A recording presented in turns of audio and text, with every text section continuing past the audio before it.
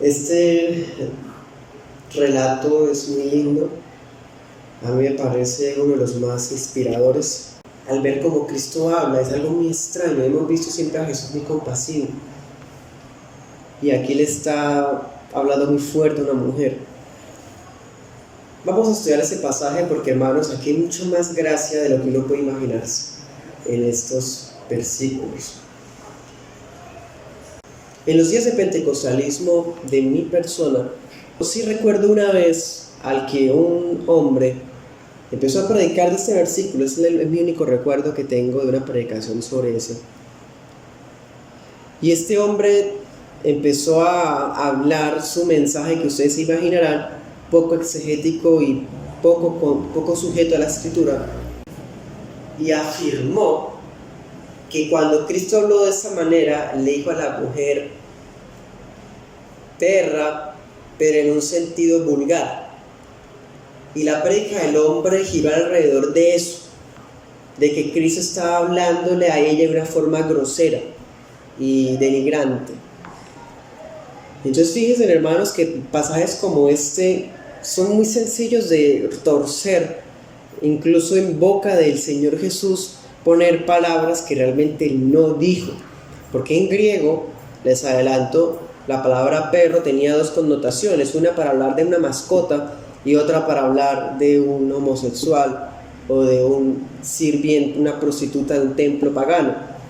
Entonces la palabra griega que se usa aquí es para la mascota, no para otra cosa. Entonces empiezo con eso, hermanos, porque no es como una anécdota, es más bien como una anécdota con lágrimas de lo terrible y triste que es el púlpito en muchos sitios.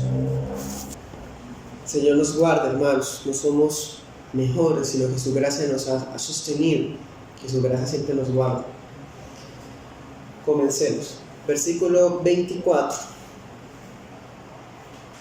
dice: levantándose de allí.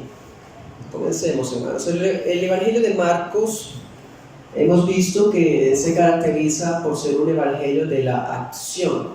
Es muy activo y vemos a un Cristo que no se queda quieto, y cuando quiere quedar quieto o reposar, no puede, no lo deja. Marcos es el evangelio de la acción, y esta escena comienza con acción, dice, y levantándose, así. Vemos un verbo, hermanos, activo, que denota que Cristo, estando en una casa, acordémonos, versículo 17, el Señor Jesús estaba en una casa con sus discípulos. En la predicación anterior vimos que era la casa de Pedro, y como no estaba allí, hermanos, de tal forma que pudo haber.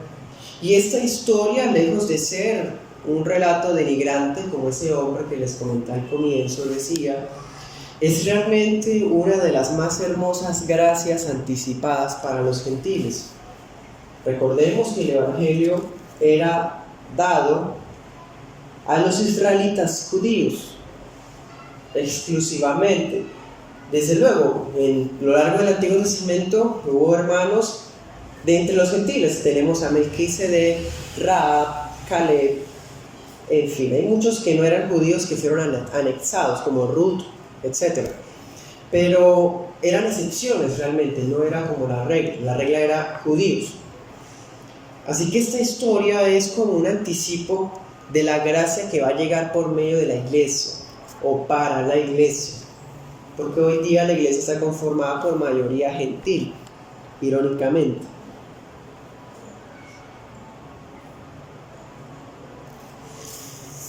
Entonces dice, levantándose de allí, el Señor estaba en una casa.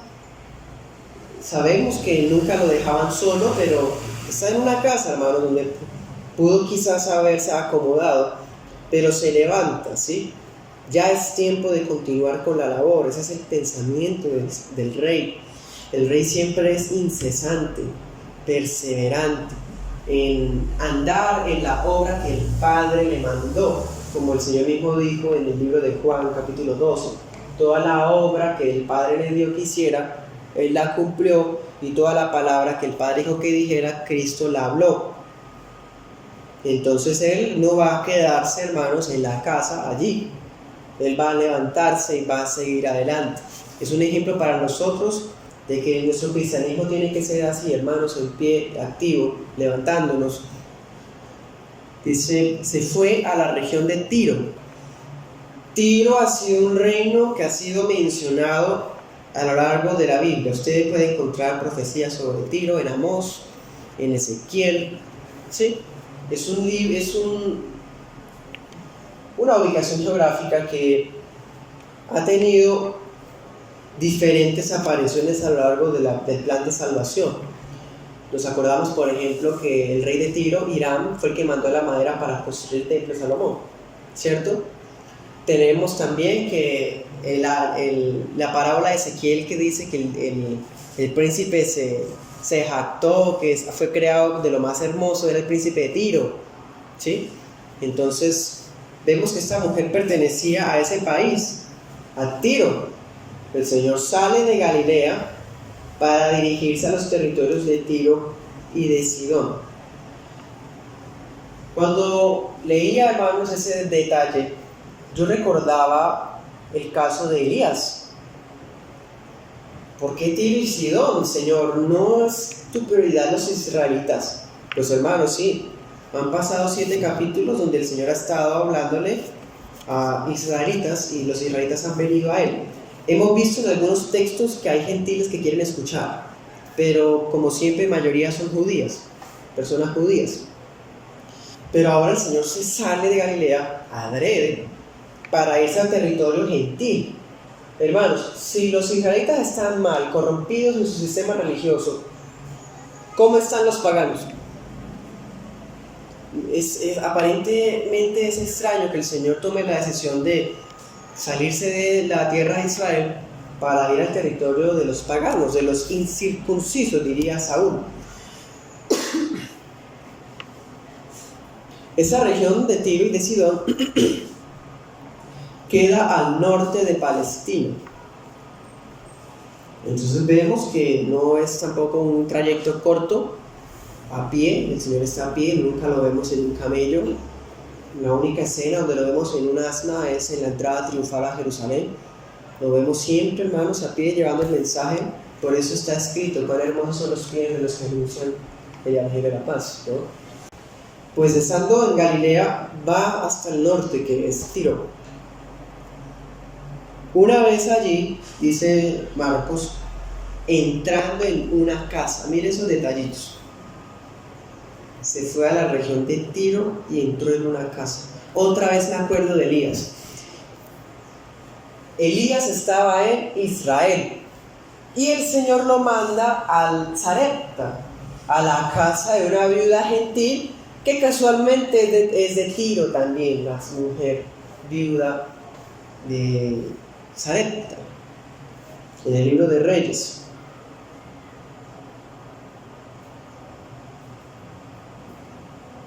Eso quiere decir que la escena de Elías yendo a esa casa era una sombra de la obra de Cristo en la tierra.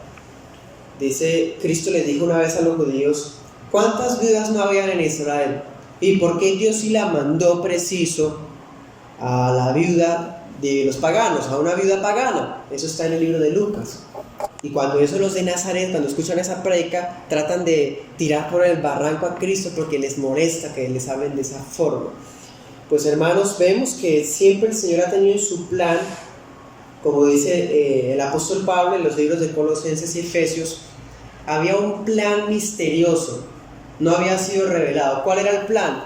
Que por medio de Cristo el Padre le iba a abrir la puerta de entrada a los gentiles para que fueran anexados a esta salvación tan grande. Entonces, el Señor, cumpliendo esa tipología de Cristo, siendo Cristo mismo, va, como hizo Elías, a la región de Tiro y se queda en una casa. ¿La casa de quién? Ni idea, hermanos. No se nos dice. Es más, no se nos dice quién los hospedó. Se nos habla de una fulana que probablemente vivía cerca, una vecina de allá, ni siquiera el dueño de la casa. El Señor sabe por qué guarda esos detalles, pero lo que nos dejó es lo que vamos a estudiar. Dice que entró en una casa, ¿por qué?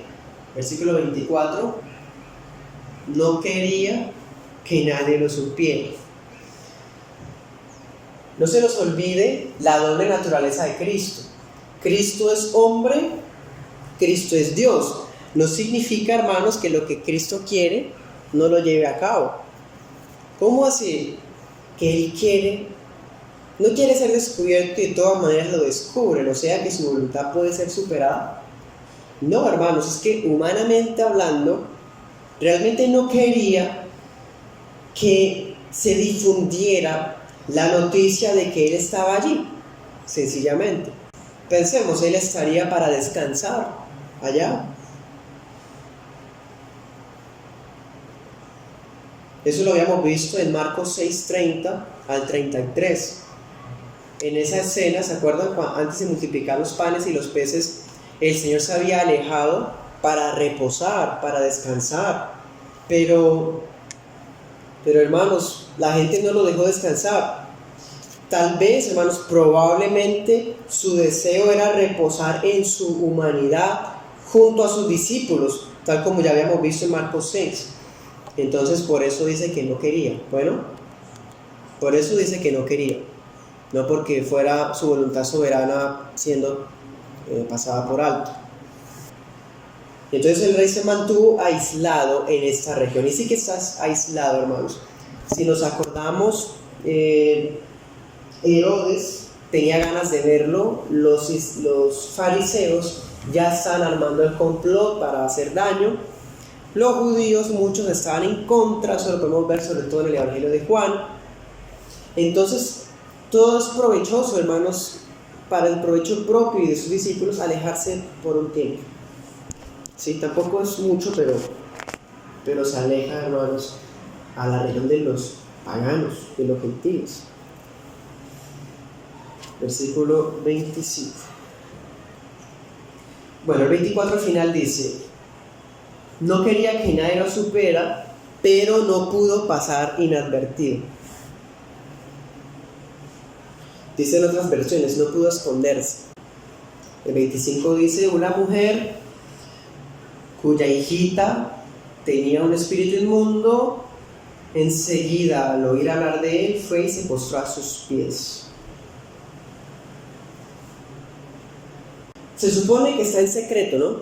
No quiere que se divulgue su noticia, está hospedándose en una casa de un fulano, pero no puede pasar inadvertido. La gente se entera que el Señor está cerca, y entre esas personas que se enteran hay una mujer. Esa mujer, hermanos, se entera de la visita del rey a su tierra. Hay que aprovechar esto, hermanos. Probablemente ella es una de entre las multitudes que oyeron de la fama del rey meses atrás. Por ejemplo, Marcos 3:8 nos dice que Jesús se retiró al mar con sus discípulos y una gran multitud de Galilea le siguió. Y también una multitud versículo 8 dice, los alrededores de Tiro y Sidón. Dice, una gran multitud que al oír todo lo que Jesús hacía vino a él.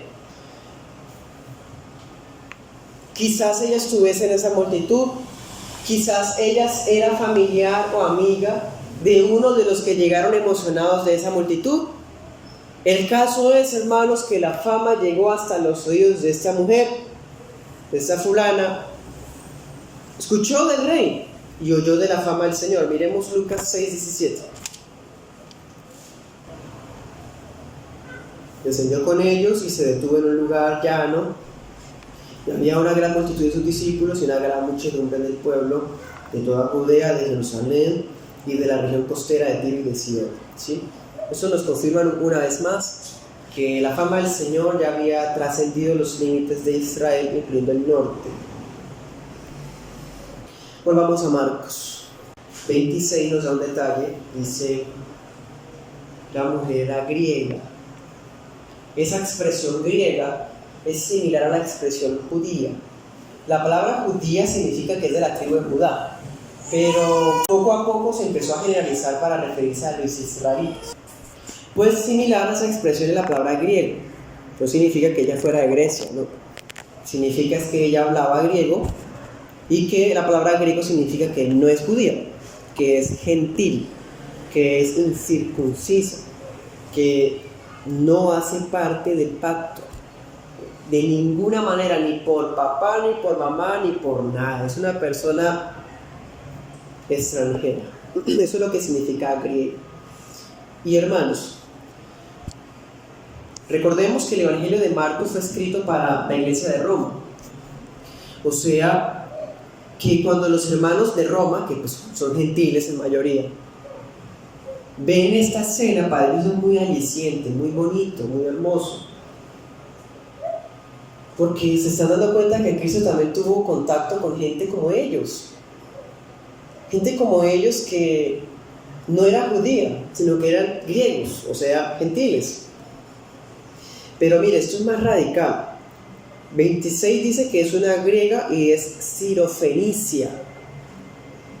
Esa expresión significa que ella era ciudadana, por así decir, de Siria. ¿Sí? Y al decirle Fenicia, está queriendo decir que ella es descendiente de Canaán. Es una cananea, hermanos.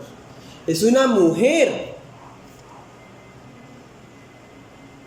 Esta mujer tiene todas las características de una persona a la que un israelita nunca le prestaría atención.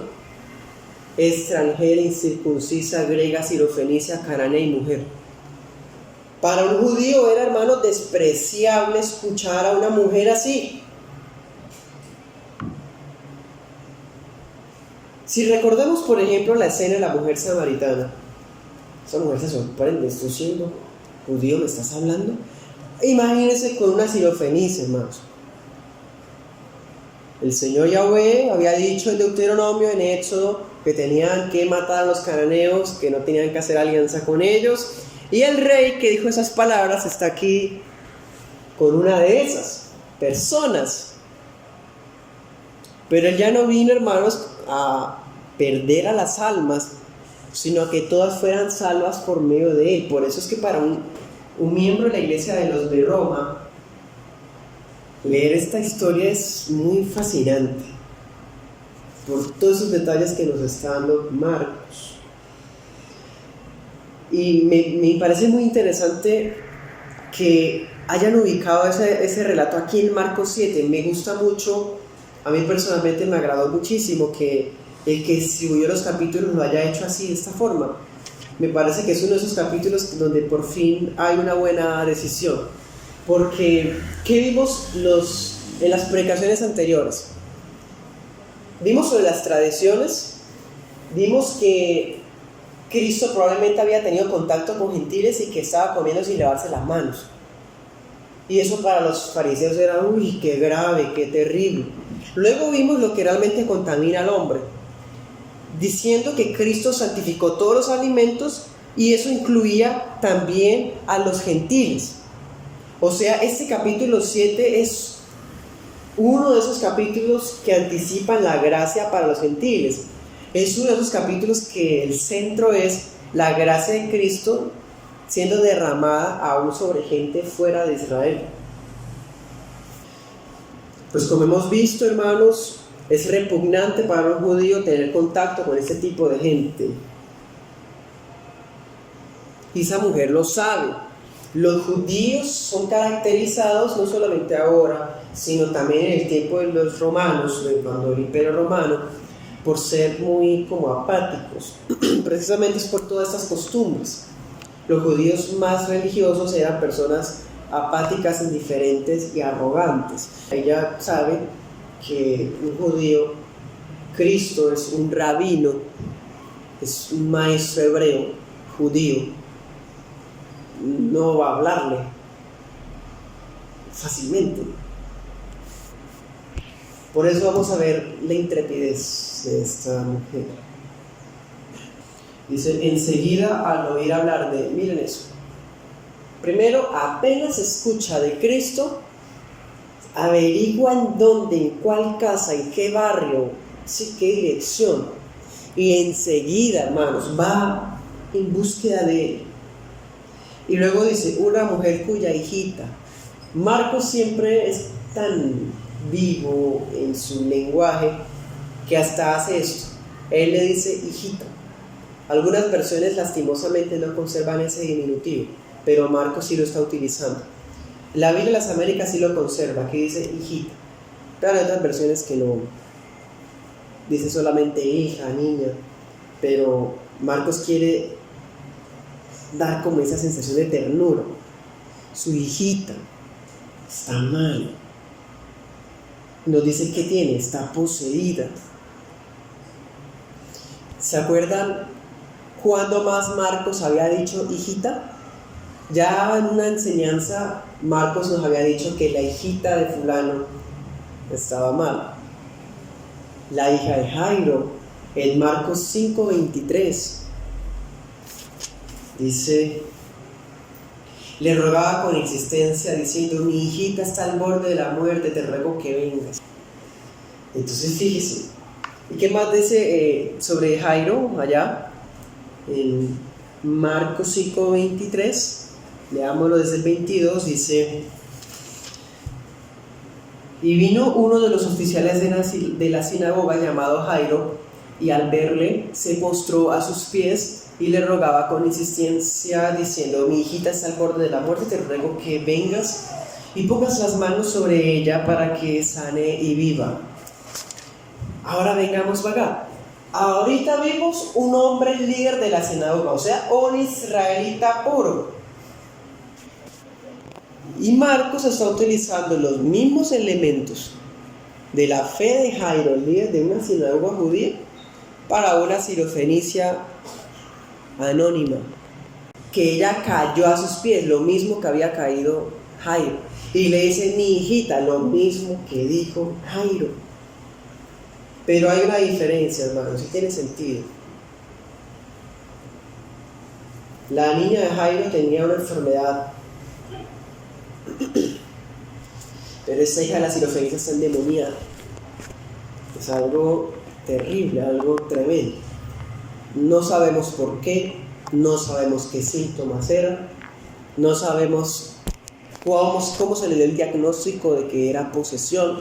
Marcos aquí nos dice, estaba endemoniada, tenía un espíritu inmundo. Pues hermanos, es una cananea. Es una cananea, hermanos, una sirofenicia. No nos imaginamos qué tipo de religión tenía, qué tipo de conducta llevaba, qué vida llevaba, por qué hasta su hija fue afectada, no sabemos, hermanos, solamente podemos deducir que estaban lejos de Dios, completamente, en el paganismo, inmersos en la inmundicia, hermanos, del sistema mundano, hasta el punto de que la hija sea la que esté endemoniada. El caso es que ella, hermanos, sabe que sus dioses griegos no pueden ayudarla, ni los dioses de Tiro, que ya a este punto ya están en el olvido.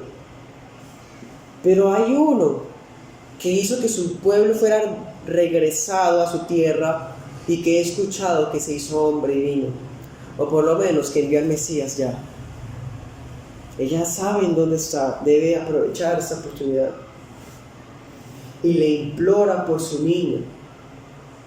¿Cuál es la petición de la mujer? Que el rey expulse el demonio. No sabemos, hermanos, así como no tenemos los datos de los síntomas ni de por qué, tampoco sabemos de qué forma ella se acercó. Podemos imaginárnosla yendo hasta la casa y metiéndose a la casa, irrumpiendo dentro de la casa. O quizás podemos imaginarnos que el Señor casualmente un día salió de la casa y ella lo vio y se postró. Tampoco Marcos nos dice. Pero como sea, hermanos, aprovechó que tenía al rey cerca para postrarse. Y en el 27 dice, él le decía, deja que primero los hijos se sacien, pues no está bien tomar el pan de los hijos y echarlo a los perrillos. Muy fuerte. La respuesta del rey nos toma por sorpresa a todos. Pero hay un propósito detrás, un propósito de gracia detrás de estas palabras. Es más, miren los elementos. Dice, deja que primero O sea, le están dando a entender, todavía no, va a llegar tiempo y todavía no es. Miren eso. Va a llegar tiempo cuando el pan va a ser dispensado a todos, pero todavía no. Le está haciendo una revelación. Luego le dice, Jesús le responde, le está hablando a esa mujer, a ese tipo de mujer. Ya de por sí es una gracia que tan solo le dirija la palabra. Dice que se hacen los hijos, tomar el pan de los hijos, y luego dice echarlo a los perrillos. Esto tiene la apariencia de un insulto, hermanos, pero para nada, no lo es.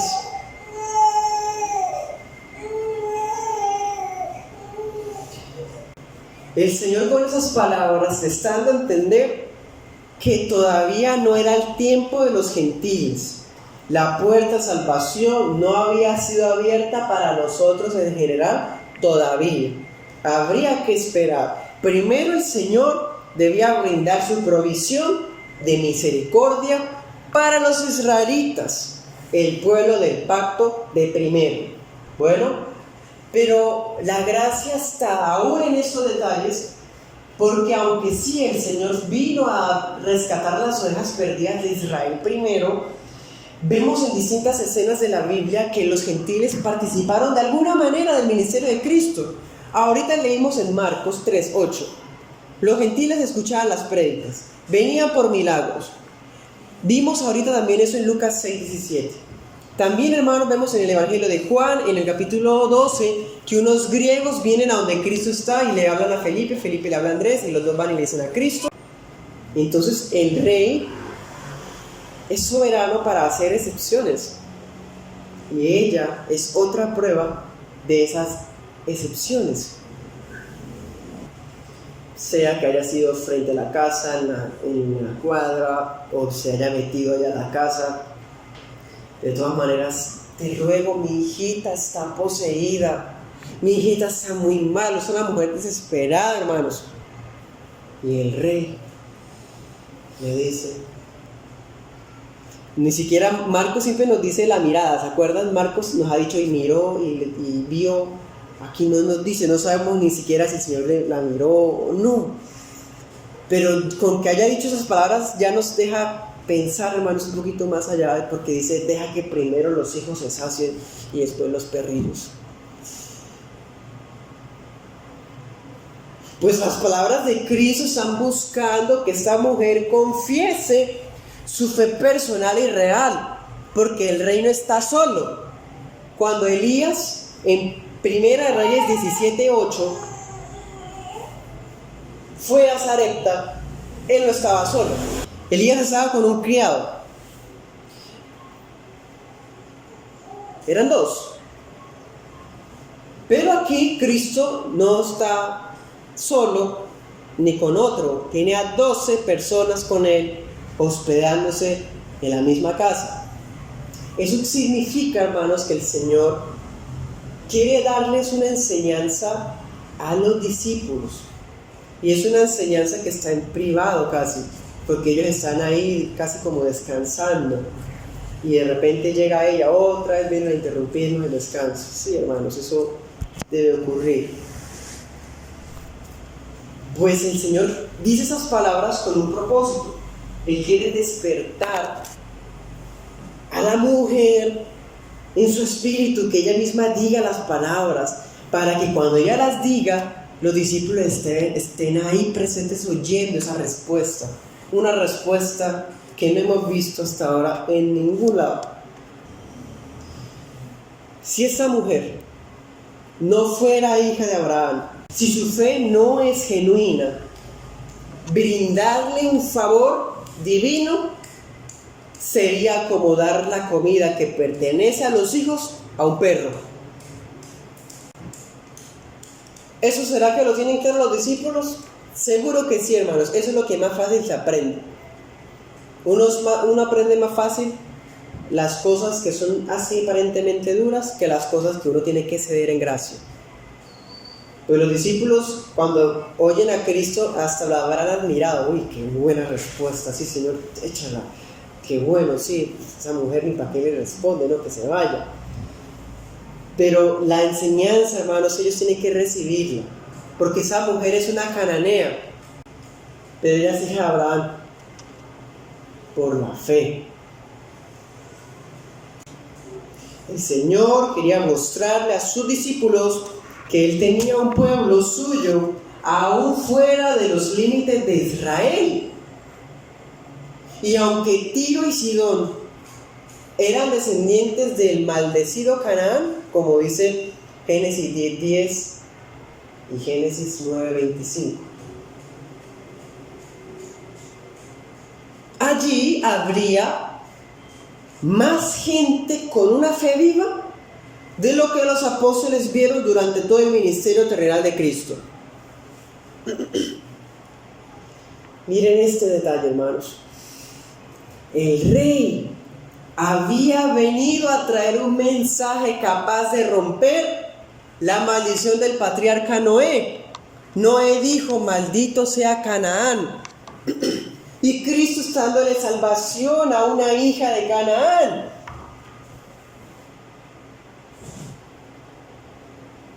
Que para el Señor es valiosa también las almas de sus escogidos que no tienen una etnia israelita. Que para Él la fe va más allá de etnias, culturas y nacionalidades. Claro, hermanos, solo aquellos que fueran sus escogidos, por más de que fueran hijos del maldito Canaán, serían benditos por el rey. Y la bendición del rey es superior a la maldición de Noé. Juan 10:16 dice: tengo otras ovejas que no son de este redil, a esas también me es necesario traerlas. ¿Y qué? Oirán mi voz y serán un rebaño con un solo pastor. Fijo que escuchan, por más sirofenicia, griega, gentil, cananea, mujer, va a escuchar la voz del pastor, porque el Señor es el pastor y el Señor tiene a sus ovejas, las conoce y va por ellas. Es más, recuerdo el caso del endemoniado gadareno. ¿Se acuerdan por qué el Señor hizo ese trayecto? Y para tener que volverse, porque Él fue por uno. Quizás Él fue hasta Tiro y Sidón, por allá al norte, por una, por esa mujer y su hija. Esa es la gracia, hermanos. Y es mucha gracia, muchísima. Porque el gadareno quizás era un judío apóstata, pero la sirofenicia era una nadie. Mateo 8:10. Realmente en la Biblia hay muchos ejemplos de gentiles siendo salvados. Tenemos, por ejemplo, ¿ustedes se acuerdan los 10 leprosos? Que solamente uno de los se devolvió. Ese que se volvió era gentil. También acuérdense en este caso que está aquí en Mateo 8, el centurión, que se acuerda que le dijo: no soy digno de que entres bajo mi techo, pero con una sola palabra tuya él se sanará. Era un gentil. Miren que en las bocas de los gentiles están las confesiones de fe más maravillosas de los evangelios. Eso, hermanos, es muy irónico, casi como una cachetada contra ese nacionalismo judío, contra esa tendencia judaizante. Mateo 8:10 dice, cuando el hombre dice esas palabras, dice, al oírlo Jesús se maravilló y dijo a los que le seguían: en verdad les digo que en Israel no he hallado en nadie una fe tan grande. Y que lo diga el Señor, hermanos. Y os digo que vendrán muchos del oriente y del occidente y se sentarán a la mesa con Abraham, Isaac y Jacob en el reino de los cielos. Pero los hijos del reino serán arrojados a las tinieblas de afuera. Allí será el llanto y el crujir de dientes. ¿Cuáles son los hijos del reino? Los israelitas. Eran los hijos del reino, los que se supone que por el pacto ellos recibirían al Mesías. pero lo rechazan. Entonces, ¿qué va a pasar con ellos? Son desechados y van a crujir sus dientes cuando vean que los del occidente, el norte, el sur, el oriente, gentiles, sí van a participar de la mesa de Abraham, Isaac y Jacob. Cuando ellos, hermanos, por su arrogancia, pensaban que eran los que participarían.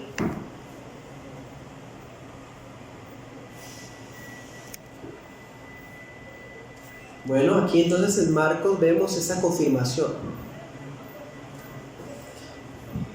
Las palabras de Cristo en respuesta a lo que esta mujer dice es como si Cristo se hubiera maravillado.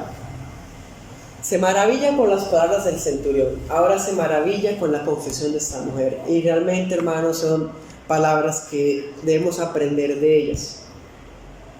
El centurión dice: una sola palabra tuya basta. Eso es impresionante, hermanos. Y la mujer dice: Señor, si yo soy un perrillo, dame una sobra. Uy, hermanos. En cambio, los judíos, tus discípulos no se lavaban las manos. ¿Cómo así que sanando en sábado? ¿Cómo que tal cosa? Hermanos, la gracia, ¿dónde está? Porque la gracia la otorga Dios por medio de su Hijo a los que le place. Y esa gracia rompe los límites de costumbres y los límites de proveniencias. Volvamos a Marcos, versículo 28. Dice: pero ella respondió y le dijo: es cierto, Señor. Sí, Señor. ¿Qué le acaba de decir el Señor, hermanos?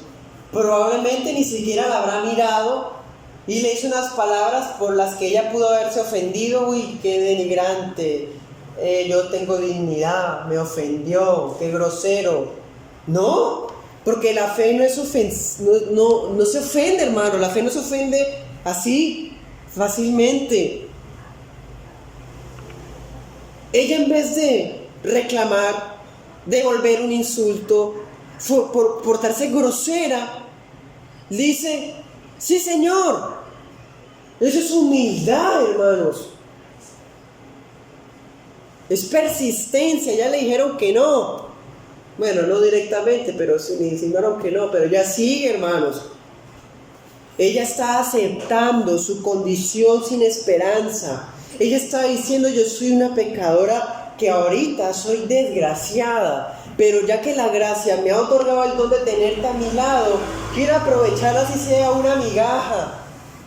Eso es fe, hermanos. Ella estaba lejos de los pactos de la promesa.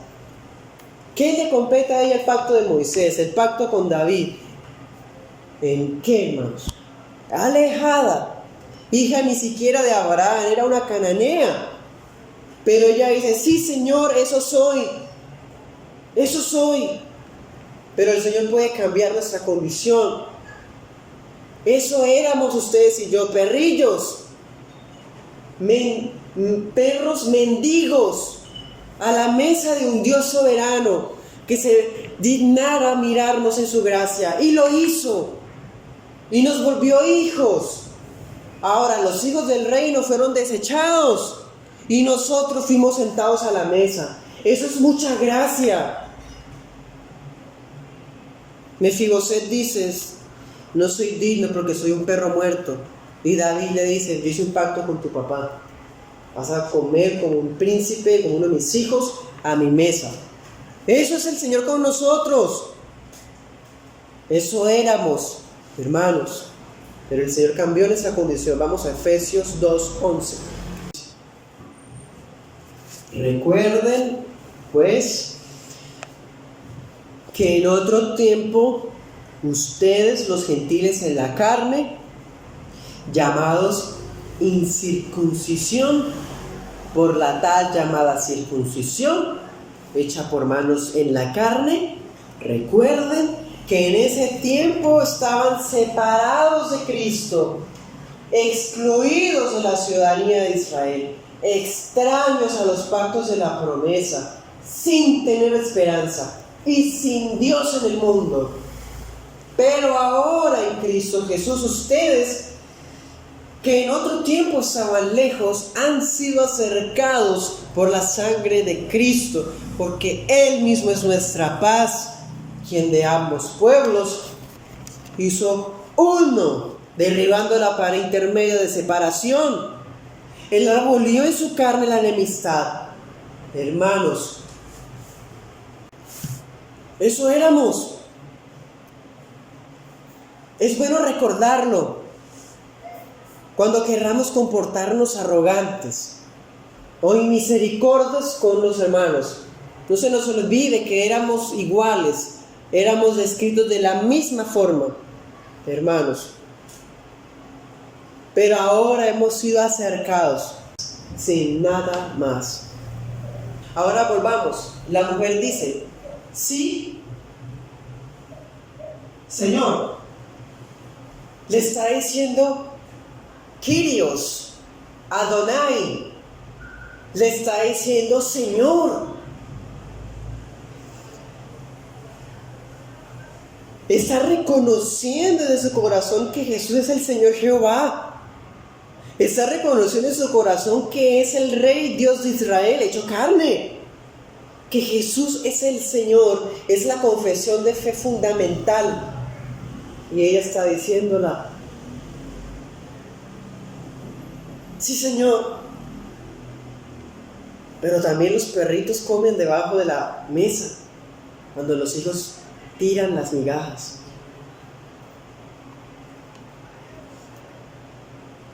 Ella está siendo muy inteligente. Miren esa fe, la fe es muy inteligente, hermanos. No se ofende, es inteligente. Ella está queriendo decir: ¿por qué el Señor está ahí? Es porque los hijos están despreciando la comida. Así como imaginémonos una mesa donde hay un bebé. El bebé está comiendo, el bebé pues todavía no tiene como ese valor a la comida. Entonces ve al perrito y el bebé no le importa tirársela.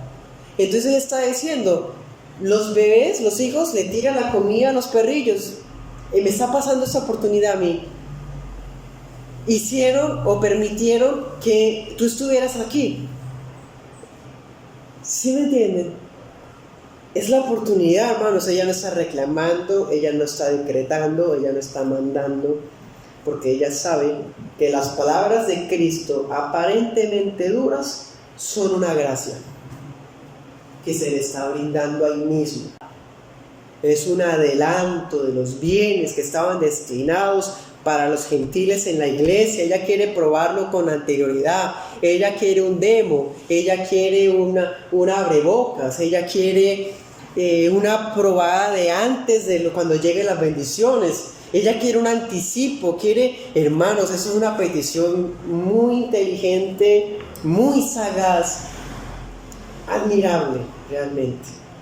Una mujer cananea.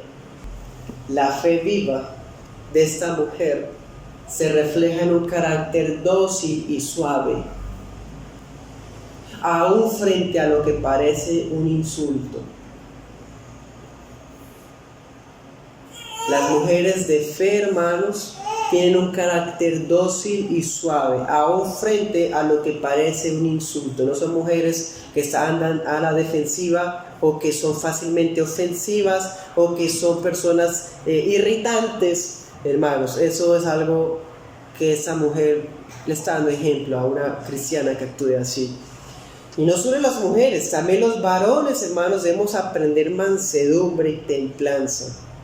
Es más, miren esto: los hijos de Dios debemos aprender a darle un giro a lo que se nos está diciendo. Le están diciendo perrilla, ella no se está ofendiendo, ella está llevándolo por el lado bueno.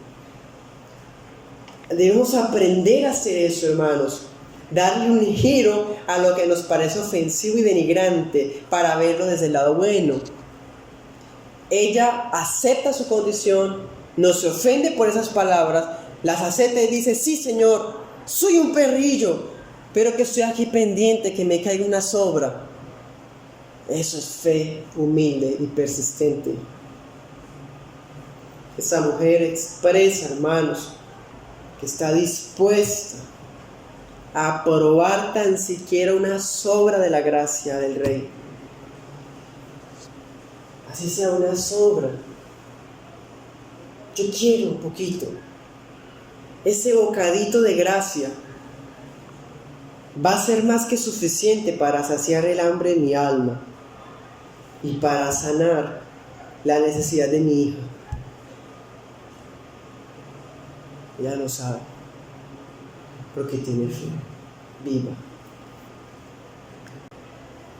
Es una mujer, hermanos, que desconoce la ley, desconoce los profetas, pero tiene una fe hermosa.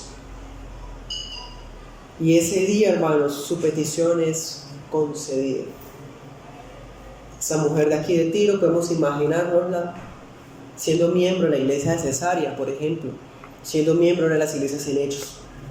Una fe como esta, hermanos, viva e inteligente, no se va a quedar de un día, es para toda la vida. Repercute en la niña, la hijita. No sabemos cuántos años tiene. Marcos le dice hijita para despertar en el lector ternura, pero también porque quizás sea una niña pequeña o una infante niña. No sabemos. De todas maneras, la gracia la alcanza también a la niña y es sana. La necesidad urgente. Esta mujer viene, se postra, le ruega, el Señor le responde y ella dice: sí, Señor, yo acepto. Sí. El Señor le otorga su necesidad, se la suple. Versículo 29. Dice: Él le dijo: por esta respuesta vete, el demonio ha salido de tu hija.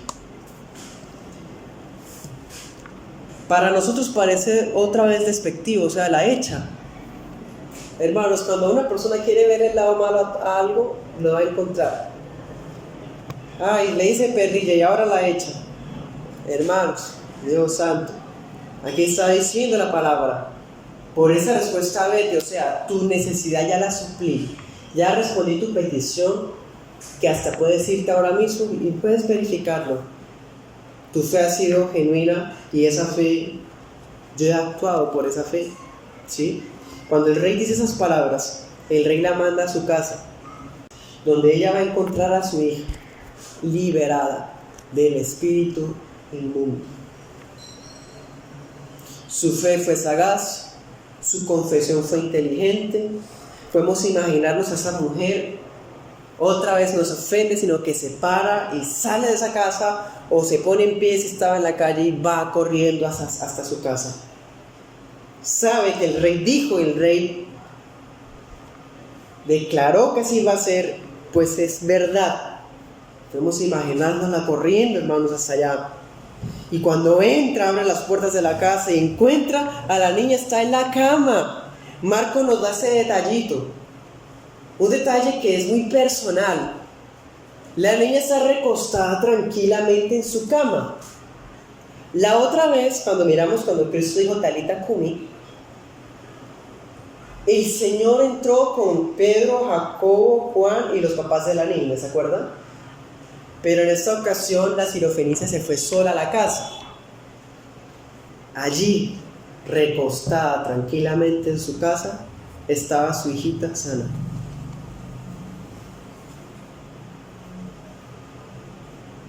Esa palabra recostada en cama, esos elementos que Marcos pone adrede, simbolizan que el aspecto de la niña había mejorado. Su estado se podía reflejar en su cara, en su carita. Se podía ver que estaba limpia. Estaba tranquila la niña. Vemos, hermanos, este caso como uno de esos milagros a la distancia. Cristo no tuvo que ir, no tuvo que tocar, nada. Con palabra, a lo lejos. Vemos que este caso es una mujer que ni se nos dice el nombre. Es una fe bonita, admirable e inteligente, pero no se nos dijo el nombre. La soberanía divina estableció eso, hermanos. No se nos dice el nombre del esposo. Probablemente era viuda. ¿Quién sabe, hermanos? Tampoco se nos dice eso, no hay registro de eso. Pero sea como sea, esta mujer es un ejemplo de una fe que actúa. Al oír hablar del Señor, se para enseguida, corre donde Él, se postra, da una petición directa, una confesión de fe que no se ofende, sino que es inteligente. Luego se vuelve a parar, va corriendo hacia su casa porque cree, recibe a su hija, testifica que su hija fue sanada. Fe, fe, fe, fe, fe tras fe. Esa es la fe que actúa. Y la fe genuina impacta el hogar. La fe genuina bendice la familia. Los niños también son bendecidos con esa fe. La niña no estaba ahí frente a Cristo. La niña no se postró. Pero el Señor extendió la gracia también sobre la niña. Porque, hermanos, las gracias que son para sus hijos y las bendiciones que son para sus hijos muchas veces impactan a nuestros hijos también. Y ese es el propósito, ¿no? ¿Es posible que no pase eso? Sí, cuando hay negligencia en los padres. Pero esa madre quiere que su hija sea liberada y que conozca al Rey. Entonces ella ruega por ella, hermanos. Eso también nos enseña la importancia de que los padres, tanto el padre, no porque el padre es la cabeza, la madre se desentiende. La madre también tiene que prestar una atención activa, preocupada y diligente por el estado espiritual de sus hijos, por entregarle su hija al Señor y poderla ver recostada tranquilamente porque el Rey le concedió un favor a la mamá.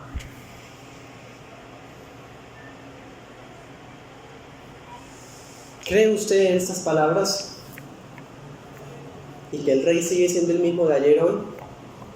Pues el Señor sigue concediendo bendiciones a las mamás diligentes. El Rey sigue concediendo peticiones cuando hay una fe inteligente, una fe humilde, una fe persistente. El Rey, hermanos, sigue yendo a buscar a la oveja perdida. Y a veces parece que es duro el Señor, a veces parece que pone pruebas tremendas, a veces parece que hasta nos insultaran. Pero es, hermanos, para refinarnos y que saliera y aflorara una fe genuina, hermanos, más maravillosa que el oro. Esa es la fe que tenemos, eso y yo, hermanos. Esa es la fe de nosotros. Le rogamos al Señor que nos conceda tener ese tipo de fe. Tener una fe humilde, una fe persistente, una fe inteligente y una fe activa. Esa fe de seguro afecta para bien el hogar. Esa fe seguro bendice a los hijos. Seguro que sí.